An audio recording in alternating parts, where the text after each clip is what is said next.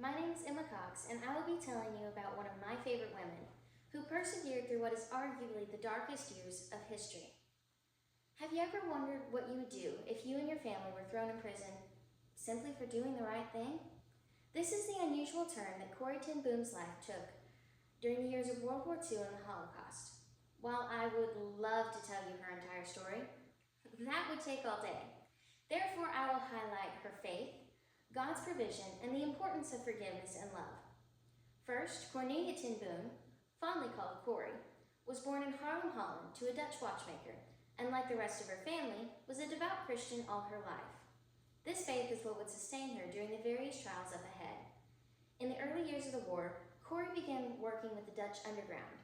Starting out in the underground was not easy, as she had to create her own sources, never knowing if the next person she talked to would turn her over to the authorities.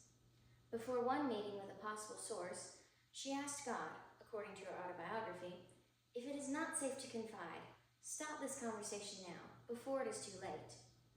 Through this faith and consistent prayer, she was able to create an entire network and save many lives. Even in prison, she continued to have faith and trust that God would provide for her and her family. Next, just as God had provided protection and provision for the ten Booms when they were betrayed, he continued that during their stays at various prisons.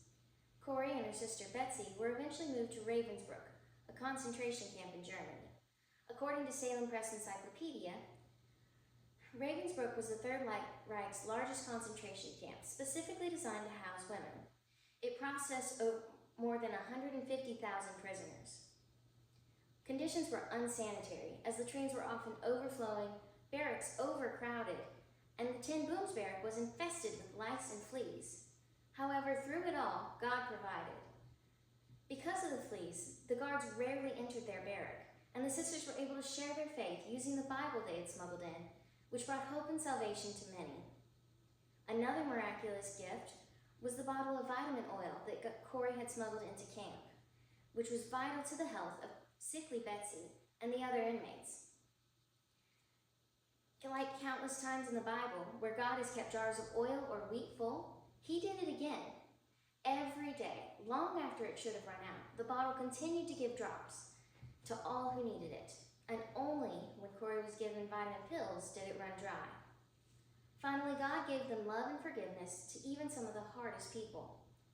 While in a Dutch concentration camp, Betsy and Corrie learned the name of the man who had betrayed them. This caused Corrie to become angry, while Betsy began to pray for him. Corrie realized her wrong, and according to her book, prayed, "I forgive Jan Vogel, as I pray you will forgive me now. Bless him now and his family." This love and forgiveness that they showed not only affected the inmates at Ravensbrück, but even the guards. One day, when Betsy was too ill to attend roll call, one of the guards, who was known for her cruelty, was compassionate and had Betsy brought directly to the hospital instead of making her wait through the long sick call line. Unfortunately, Betsy died in Ravensbrück shortly before Corrie was released on what she later found out was a clerical error. All others in her group were gassed not long after her release. Once the war was over, Corrie began speaking around the world.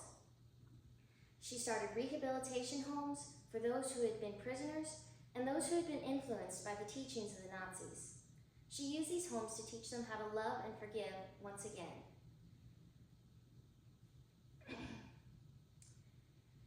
According to Cunahan, her message of love and forgiveness was challenged on many occasions when she came face to face with her own enemies and oppressors from the war. But with God's help, she was able to forgive these people, much as she'd forgiven Jan Vogel. In 1983, at the age of 91, Corrie died, but her legacy lives on. In conclusion, Corrie ten Boom was a woman whom God used to spread the message of Christ, love, and forgiveness to a world full of dark and evil. She relied on her faith in God and trusted in him for guidance throughout the various trials of her life. She and her family were thrown in a prison for working with the Dutch underground. In Ravensbrück concentration camp, Corrie and her sister Betsy ministered to many with the help of God's provision. Corrie survived to tell the world her story and how with love and forgiveness, anyone can change. Through imprisonment, harsh treatment, unsanitary conditions, and even fleas, Corrie became a stronger woman in Christ. Now let's go back to my question. What would you do if you and your family were thrown in prison simply for doing the right thing? I hope we would all respond the way Corrie did, by allowing God to use us in every situation. Thank you. Amen.